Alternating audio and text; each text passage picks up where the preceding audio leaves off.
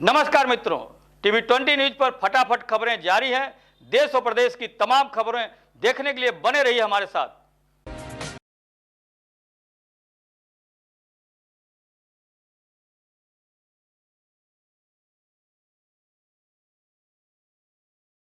आजमगढ़ जनपद के सिधारी थाना क्षेत्र के गांव से खबर है, जहां एक मानसिक विक्षिप्त लड़के ने भगवान शिव व गणेश जी की प्रतिमा को फावड़े से क्षतिग्रस्त कर दिया, जिसके बाद गांव में तनाव की स्थिति बन गई। सूचना पर तत्काल सिधारी थाना की पुलिस ने मौके पर पहुंचकर घटनास्थल का जायजा लिया और मूर्ति को तत्काल सही कराने का आश्वासन दिया, जिसके बाद वहां की स्थिति कुछ सामान्य नजर आई। फिलहाल मूर्ति को सही करने का कार्य चल रहा है। हम आपको स्थानीय पुलिस और स्थानीय एक व्यक्ति की बात सुनवाते हैं। क्या इसमें था बहन? ये सिधारी थाना अंतर्गत ये क्षेत्र पड़ता है। इसमें एक मानसिक दिव्यांग बच्चे द्वारा जो है फावड़े से शिव जी की मूर्ति और लिंग और गणेश जी का जो तोड़ दिया गया है। मौके पे पुलिस प्रशासन पहुंची है और समिति द्वारा ये निर्णय लिया गया है कि मूर्ति को जल्द स्थापित करा दिया जाएगा और किसी तरह का तनाव नहीं है, सब शांति व्यवस्था का है। कोई नहीं। ओम प्रकाश। अच्छा, ये मंदिर कैसे कंडक्ट हुआ? बना कैसे टूटा ये बीरू नाम का लड़का वही तोड़ दिया फरसा से। क्यों? क्या वो हम तन मन डिस्टर्ब है। पिया हुआ भी था? थोड़ा बड़ा पिया हुआ। झगड़ा वगड़ा भी करता आपसे? नहीं, हमसे झगड़ा। चलिए, अब क्या चाहते हैं? मंदिर बन गया वो, मंदिर मूर्ति रखा जाए। अच्छा, मौके प्रशासन आई? आया है। क्या आश्वासन दिए? हम मूर्ति लगाने का है। उत्तर प्रदेश जल निगम संघर्ष समिति ने धरना दिया है। सैकड़ों की संख्या में जल निगम के कर्मचारियों का प्रदर्शन जारी है। राणा प्रताप मार्ग स्थित जल निगम के कार्यालय में धरना प्रदर्शन देखने को मिल रहा है। 12 फरवरी से प्रदेश के सभी जिला मुख्यालयों में यह धरना प्रदर्शन किया जा रहा है। जिलाधिकारी के माध्यम से मुख्यमंत्री को ज्ञापन भी दिया है। कल से जल निगम के कर्मचारी आम्ल अनशन पर कार्यालय में बैठे हैं। 5 माह का वेतन एवं पेंशन की मांग को लेकर यह प्रदर्शन किया जा रहा है। 2016 से बकाया सभी पेंशनरी देयों का तत्काल भुगतान किए जाने की मांग की है और मृतक आकर्मिक आश्रित परिवारों के सदस्यों की नियुक्ति की जाने की ये प्रदर्शनकारी मांग कर रहे हैं, जिसको लेकर के आज सैकड़ों की संख्या में उत्तर प्रदेश जल निगम संघर्ष समिति कर्मचारियों ने धरना प्रदर्शन किया है। क्या नाम है आपका और किन मांगों को लेकर आज आप यहाँ पे प्रदर्शन कर रहे हैं? देखिए, मेरा नाम डीपी मिश्रा है। हम मांगों को लेकर के यहाँ पे धरने पे नहीं बैठे हुए हैं। हम अपने जीवन के अधिकार के लिए बैठे हुए हैं। अपना जो वेतन पेंशन जो हमारा मौलिक अधिकार है, सम्मानपूर्वक जीने का अधिकार है, उसके लिए हम यहाँ पे धरने पे बैठे हुए हैं। दुर्भाग्य है हमारे जल निगम के 25,000 परिवारों का, जिसमें सेवारत और रिटायर्ड दोनों परिवार शामिल हैं। अगस्त के बाद से सितंबर से वेतन पेंशन का भुगतान नहीं हुआ है। तमाम 70 साल 75 साल 80 साल के बुढ़े बेचारे जीवन मरण का संकट झेल रहे हैं। बीमारी के लिए इलाज के लिए पैसा नहीं है, घर का खर्च चलाने के लिए पैसा नहीं है। सब भुखमरी के कगार पर आ चुके हैं। और दूसरा सबसे बड़ा इशू है कि सरकारी सेवाओं में रहते हुए अगर कोई कर्मचारी मृत्यु हो जाती है किसी कर्मचारी की, तो उसके आश्रित को एक अनुकंपा नियुक्ति मिलती है। ये जल निगम प्रशासन ने इतना अमानवीय कृत्य किया है कि पिछले 2 सालों से 3 साल होने जा रहे हैं, हमारे किसी कार्मिक की मृत्यु होने पर उसके आश्रितों की नियुक्ति भी नहीं की हुई है। अभी तक किसी प्रशासनिक अधिकारी से आप लोगों की कोई बातचीत हुई हो? बातचीत तो हुई है, कल प्रबंध निदेशक महोदय से भी वार्ता हुई है, लेकिन कोई सकारात्मक रिजल्ट नहीं मिला है। अभी वो ये कहने की स्थिति में नहीं है कि वो वेतन पेंशन कब दे पाएंगे। सरकार किसानों को लेकर बहुत संजीदा नजर आ रही है। जिले के महाराजगंज ब्लॉक में रघुनाथपुर गांव में पंडित दीनदयाल पशु आरोग्य मेले का आयोजन किया गया, जिसमें क्षेत्र के कई किसान व पशुपालकों ने हिस्सा लिया।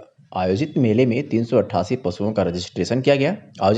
आयोजित पशु मेले का उद्घाटन रामपाल सिंह पूर्व मंत्री महामंत्री ने फीता काटकर किया और क्षेत्र के लोगों को इसका लाभ लेने के लिए प्रेरित किया। इस मेले में पशुपालकों, किसानों और उपस्थित लोगों को पशुओं से संबंधित सभी प्रकार की जानकारी दी गई। इसमें मुख्य रूप से मुख्यमंत्री सहभागिता योजना, पशुधन बीमा, पशुओं में बांझपन, पशुओं में टैगिंग के साथ साथ कुपोषित बच्चों के परिवार को गौशाला से दी जा रही दुधारू गाय योजना शामिल रहा। पशुओं को रोग मुक्त कैसे कर रखा जाए, इस विषय पर डॉक्टरों द्वारा जानकारी दी गई। इस मौके पर डॉक्टर पशु चिकित्सा अधिकारी परशुरामपुर डॉक्टर संजय कुमार पांडे, परशुरामपुर के डॉक्टर कैलाश पूरा स्टाफ, ग्राम प्रधान राजेश कनौजिया, अनिता, ब्रजेश सिंह, राजू सोनी, विजयगंज मंडल अध्यक्ष उमेश गौड़, जगदम्बा प्रसाद दुबे, वीवी मौर्य, वीपी सिंह आदि लोग उपस्थित रहे। क्या कुछ कहा अपने संबोधन में पूर्व महामंत्री रामपाल सिंह ने, सुनवाते हैं आपको।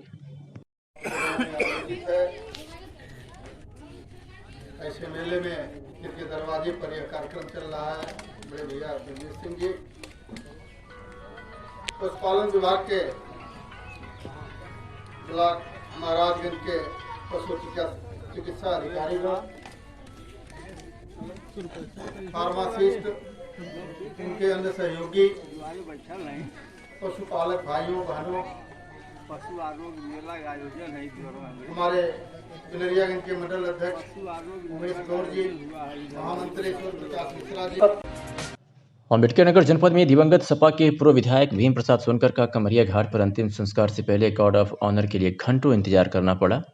वही मौके पर मौजूद सपा नेताओं ने प्रशासन पर बड़ी लापरवाही का आरोप लगाया। सपा के पूर्व मंत्री राममूर्ति वर्मा, मुलायम सिंह यादव, यूथ ब्रिगेड के पूर्व अध्यक्ष मोहम्मद याबाद समेत बड़ी संख्या में लोग मौजूद रहे। तो वही सपा के राष्ट्रीय अध्यक्ष अखिलेश यादव ने दूरभाष पर भीम प्रसाद सोनकर के बेटे से बात कर शोक संवेदना व्यक्त की। जौनपुर के वीर बहादुर सिंह पूर्वांचल विश्वविद्यालय के कुलपति सभागार में मंगलवार को विश्वविद्यालय के शिक्षकों की एक बैठक आहूत की गई। इसमें जिले के गांव के 6 रोग से पीड़ित मरीजों को स्वेच्छा से गोद लेने का निर्णय लिया गया। बैठक में कुलपति प्रोफेसर निर्मला एस मौर्य ने राज्यपाल एवं विश्वविद्यालय की कुलाधिपति आनंदीबेन पटेल के दीक्षांत समारोह में टीबी रोगग्रस्त मरीजों को गोद लेने के लिए दिए गए सुझावों को साझा किया। इसका विश्वविद्यालय के शिक्षकों ने समर्थन किया। बैठक में उपस्थित विश्वविद्यालय के शिक्षकों ने राष्ट्रीय सेवा योजना के समन्वयक डॉक्टर राकेश यादव को अपने नाम दर्ज कराए। विश्वविद्यालय के शिक्षकों ने राष्ट्रीय क्षय उन्मूलन कार्यक्रम के तहत 26 से 50 वर्ष के 66 लोगों की निगरानी का जिम्मा लिया है। इस कार्य के लिए सरकार और अन्य योजनाओं के तहत उनको दवा की व्यवस्था की गई है।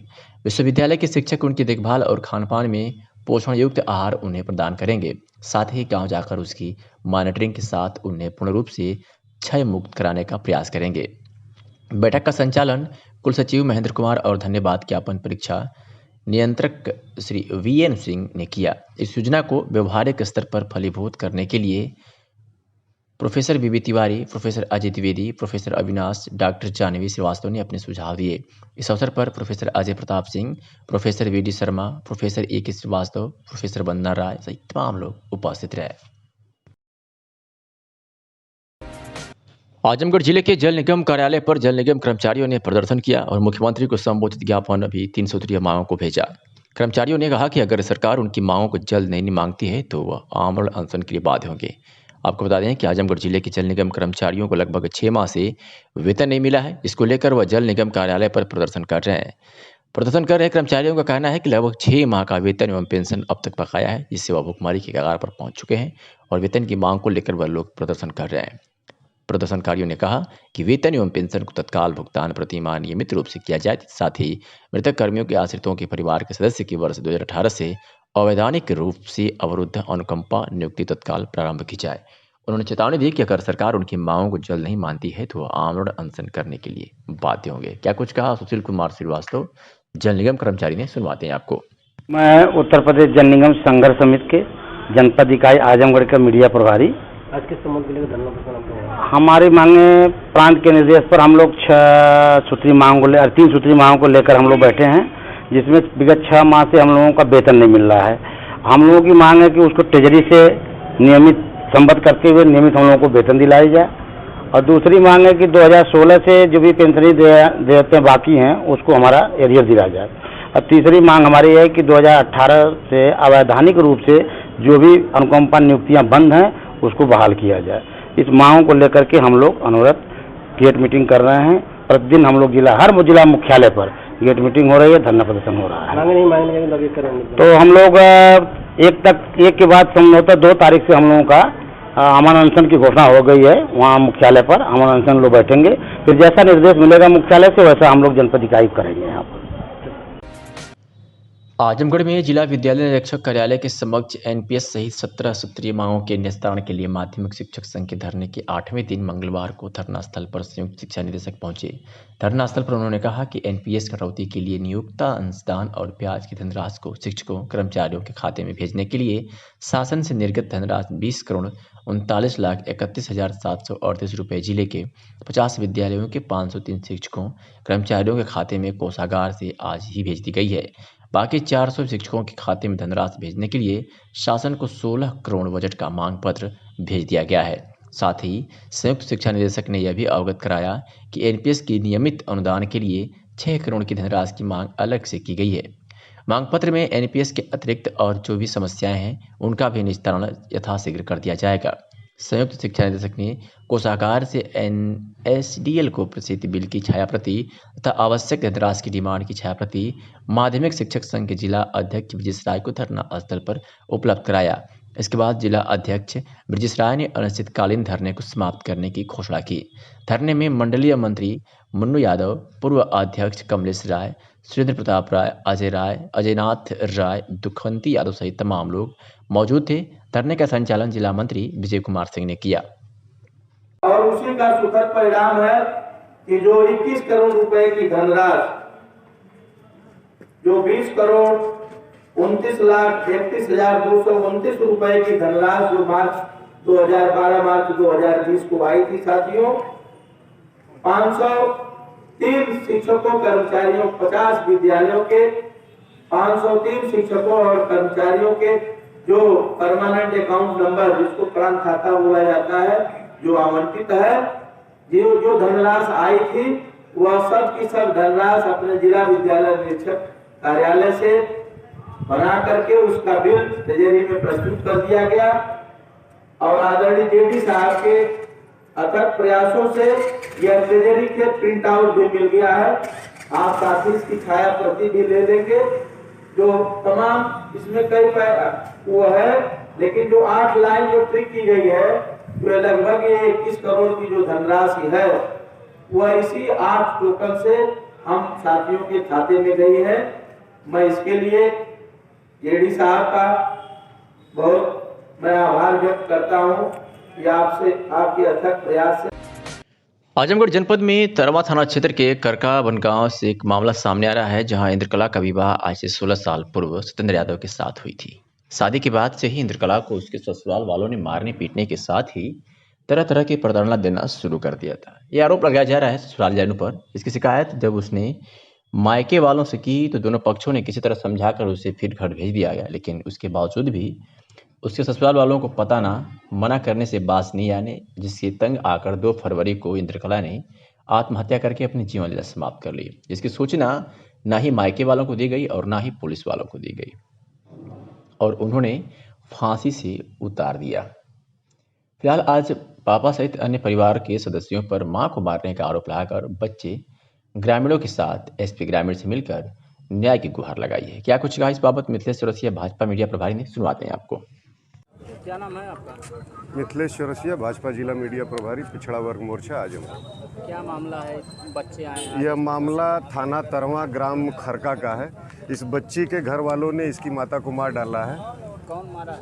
इसके पिता और इसके बड़े पिता और इसकी बड़ी माँ सत्येंद्र यादव और श्यामलाल और सुदामी, इन तीनों लोगों ने मिलकर के इसकी माँ को मार डाला और इस बच्ची को खेत भेज दिए थे और जब यह वापस आई तो इसकी माँ फांसी पे लटकी हुई थी।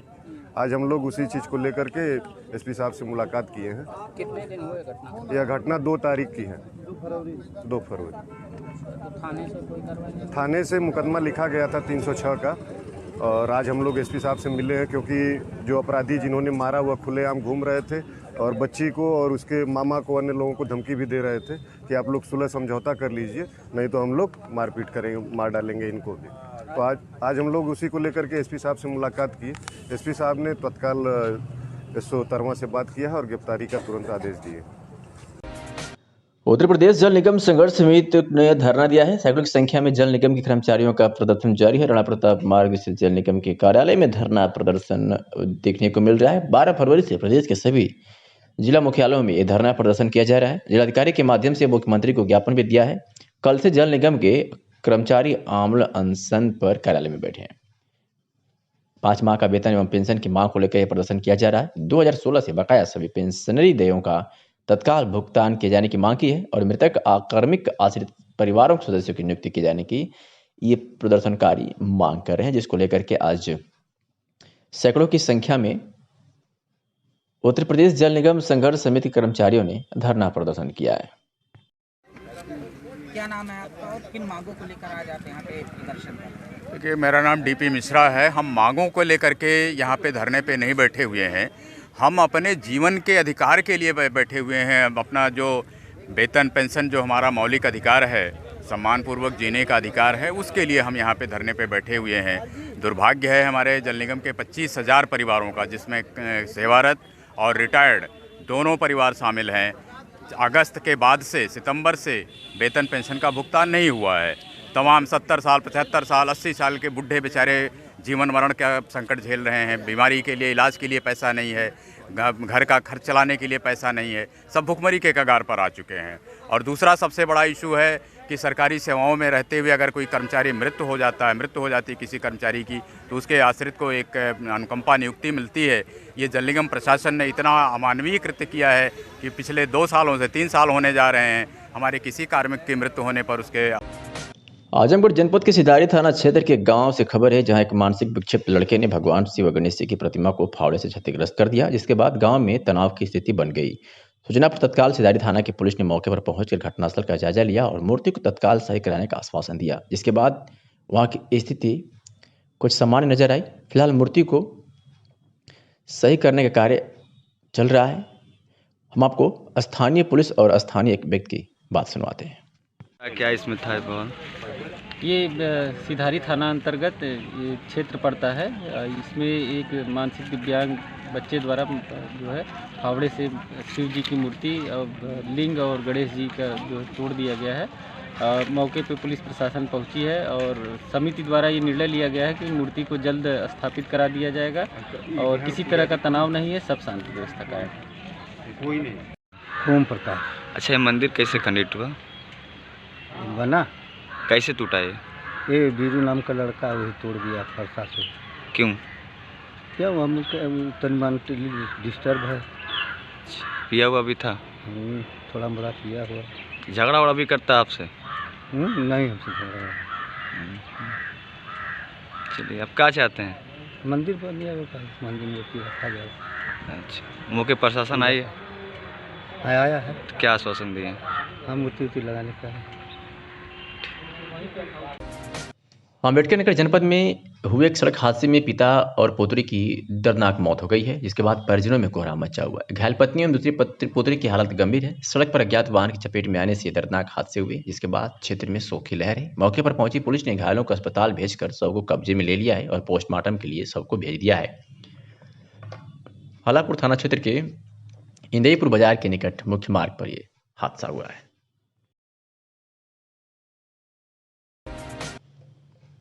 पुलिस उप महानिरीक्षक आजमगढ़ परिक्षेत्र सुभाष चंद्र दुबे द्वारा जनपद मऊ की पुलिस ऑफिस स्थित प्रधान लिपिक शाखा, अंकित शाखा, DCRB वाचक कार्यालय, पासपोर्ट सेल, शिकायत प्रकोष्ठ, साइबर सेल, अभिसूचना शाखा, क्राइम ब्रांच का वार्षिक निरीक्षण किया गया।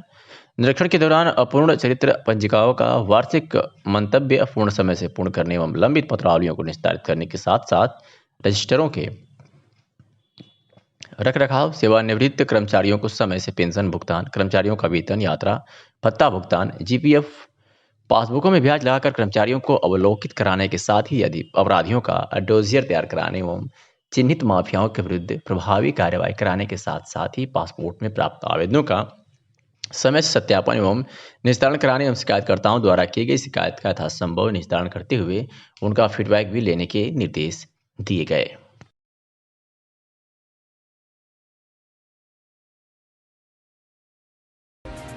आजमगढ़ के फूलपुर तहसील के जल्दीपुर में निषाद पार्टी कार्यकर्ता सम्मेलन में महासदस्यता अभियान का आयोजन किया गया। इस दौरान निषाद पार्टी के राष्ट्रीय अध्यक्ष डॉक्टर संजय निषाद ने भाजपा, कांग्रेस, बसपा एवं सपा पार्टी पर जमकर निशाना साधा। निषाद पार्टी के राष्ट्रीय अध्यक्ष डॉक्टर संजय निषाद ने कहा कि भाजपा और कांग्रेस ने भोली भाली जनता को छलने का काम किया है। सपा और बसपा ने जातीयता के नाम पर राजनीति किया, जिससे पिछड़ा वर्ग और अनुसूचित सभी भी पिछड़ी हुई है। भाजपा ने धर्म के नाम पर सत्ता में आकर भोली भाली जनता को धर्मांधता की आग में झोंक दिया।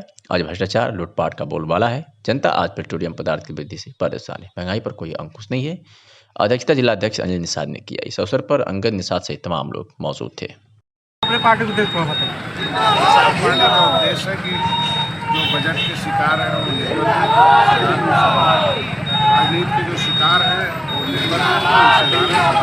कांग्रेस का भी विदेशियों के साथ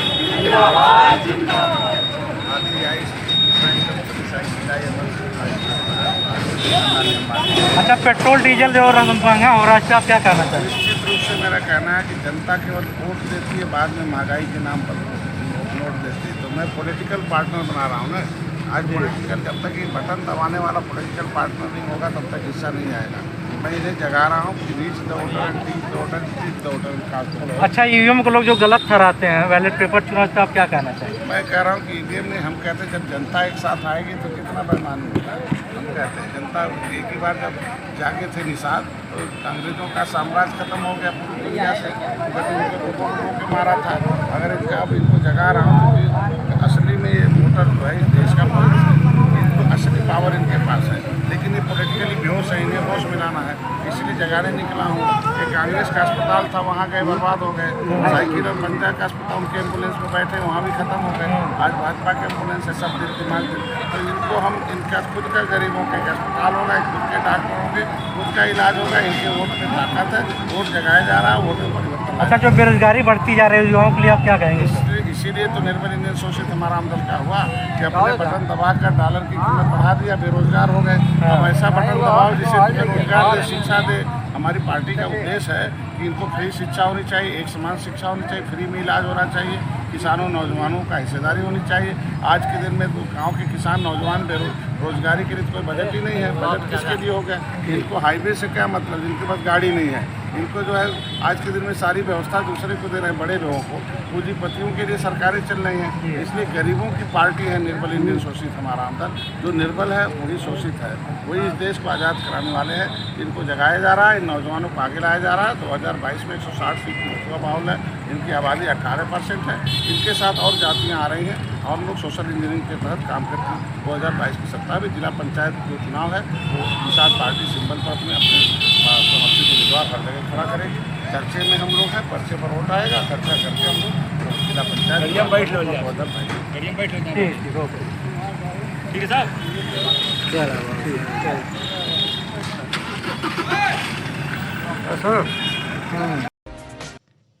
आजमगढ़ जनपद में पुलिस अधीक्षक के निर्देश पर अपराध व अपराधियों पर नियंत्रण हेतु चलाए जा रहे अभियान के तहत जनपद के विभिन्न थानों की पुलिस को आज बड़ी सफलता हाथ लगी है।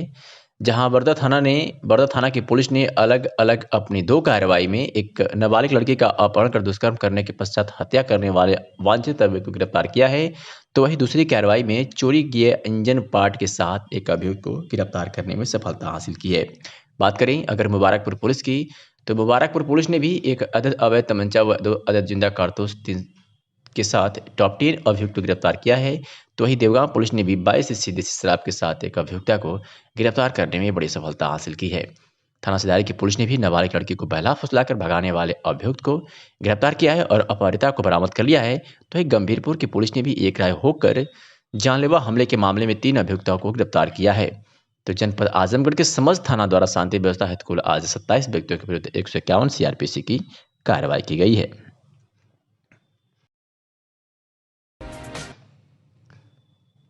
आजमगढ़ जिले के सगड़ी तहसील के ग्राम सभा जमुआ सागर के मैयापार गांव में निहायत ही गरीब जरूरतमंद राम जन्म गौड़ पुत्र वासुदेव को आज से विगत 25 वर्षों से किसी प्रकार का सरकारी आवास उपलब्ध नहीं कराया जा सका। उनकी परिस्थिति को देखते हुए भारत रक्षा दल के तत्वाधान में सगड़ी इकाई के अध्यक्ष प्रवीण त्रिपाठी उर्फ डम्पी तिवारी के नेतृत्व में जन चंदा सहयोग से टीन सेट करवाने का सहयोग संगठन द्वारा किया जा रहा है, जिसमें भारत रक्षा दल के तमाम साथी कार्यकर्ता मौजूद रहे। इस दौरान प्रवीण त्रिपाठी ने कहा कि भारत रक्षा दल द्वारा अभियान चलाकर गरीब जरूरतमंद की मदद की जा रही है। मेरे गांव में निहायत ही गरीब राम जन्म गौड़ जिनके पास रहने के लिए सिर्फ टूटी हुई छप्पर है, अभी तक सरकार द्वारा उनको किसी प्रकार का आवास भी नहीं मिल पाया है। सगड़ी तहसील इकाई के संगठन महासचिव प्रदीप तिवारी ने कहा कि चंदा लेकर गरीब जरूरतमंदों की मदद करने की मुहिम हमारा संगठन बहुत पहले से चला रहा है। हम लोग गरीबों के लिए चंदा लेकर उनकी छप्पर को टीन सेट में बदलने का प्रयास कर रहे हैं, ताकि ठंडी से लोगों को चयन कर सके, जिनको अभी तक सरकार की तरफ से आवास के रूप में कोई मदद नहीं मिल पाई है, जबकि वह पात्र हैं। ऐसे में भारत रक्षा दल उनकी मदद के लिए सदैव तत्पर तैयार है। क्या कुछ कहा प्रवीण त्रिपाठी ने, सुनवाते हैं आपको। क्या नाम है सर? सर मेरा नाम प्रवीण त्रिपाठी है और मैं भारत रक्षा दल सगड़ी से यहाँ अध्यक्ष हूँ, एक छोटा सा कार्यकर्ता हूँ। आज आप लोगों ने एक परिवार को कुछ मदद की है उनके आवास बनाने के लिए, क्या कहना चाहेंगे? कैसी मदद है, कैसा अभियान है सर? ये भारत रक्षा दल का एक संगठन का एक अभियान चल रहा है और हर अपने तहसील सगड़ी में किसी भी ग्रामीण क्षेत्रों में अगर किसी प्रकार का कोई गरीब व्यक्ति है, हम उसके लिए हमारा संगठन मदद करेगा। हमारे गांव में विगत वर्षों से कम 35 वर्षों से हमारे नज़दीकी हैं राम जन्म चाचा, हम लोग इनको देखते आए हैं। अभी तक इनको किसी प्रकार का आवास की कोई सुविधा नहीं दी गई है। तो हमने अपने संगठन में बात कर अपने संगठन के सभी कोर कमेटियों से बात कर हमने यह निर्णय लिया कि हम इनके लिए एक जन सहयोग आंदोलन उठाएंगे और घर घर जाकर 1 रुपये से लेकर जो भी जिसकी मदद करने की क्षमता हो, हम उनसे 1-1 रुपये का मदद लेकर इनका एक छप्पर डलवाने की कोशिश करेंगे। ऐसे कितने लोगों का अब तक कर चुके हैं? अभी आजमगढ़ में लगातार हमारी जो उच्च कमेटी है, उच्च स्तर के पदाधिकारी हैं, वो लगातार करते जा रहे हैं। और जो अभी सगड़ी से शुरुआत हुआ है, ये सगड़ी में प्रथम लहर है और इस प्रकार का कार्य निरंतर चलता रहेगा और आगे भी चलता रहेगा। तो ऐसे लोगों को चिन्हित करते होंगे ना? हाँ, चिन्हित हमारा 2 तरीका है कि वो आदमी स्वावलंबी हो, कार्यकर्ता हो, किसी प्रकार का नशा निषेध न करता हो, क्योंकि नशा सबसे बड़ी चीज़ है। आप अगर 300 रुपये कमा रहे हैं और उसमें से 200 रुपये अगर आप नशे पे यूज ले रहे हैं, तो काश वो 200 रुपये आप बचाते तो अपने परिवार का, अपने मकान का, अपने दवाई का आप यूज कर सकते हैं। लेकिन हमारी कोर कमेटी, भारत रक्षा दल के जितने भी हमारे पदाधिकारीगण हैं, उन लोगों ने ये यथा बनाई है कि जो बंदा, जो व्यक्ति नशा नहीं करता हो, अपने परिवार को लेकर चिंतन में रहता हो और निहायत ही गरीब हो, उसके लिए हम लगातार मेहनत करेंगे। हमारे बीच में मैं आपको बता देना चाहता हूं कि इस पदाधिकारी गणों में हमारे साथ सचिव, भारत रक्षा दल के सगड़ी सचिव प्रदीप तिवारी जी हैं, हमारे साथ दुर्विजय जी हैं और अशोक मदेसिया जी, प्रकाश पासवान जी और चाचा हमारे आरिफ चाचा हैं, फिर गुड्डू जी हैं। गांव से हमारे सहयोगी में चाचा जी निकल चुके हैं जो ड्राइवर हैं, लेकिन उसके बाद भी सरकारी ड्राइवर, उसके बाद भी हैं अखिलेश राय जी और साथ में सुभाष राय चाचा जी हैं और पासवान जी हैं। तो इस प्रकार के लोगों ने, सभी लोगों ने मिलकर यह सहयोग, नंदू जी हैं और हमारी टीम लीडरों में हमारी जो एक मंत्री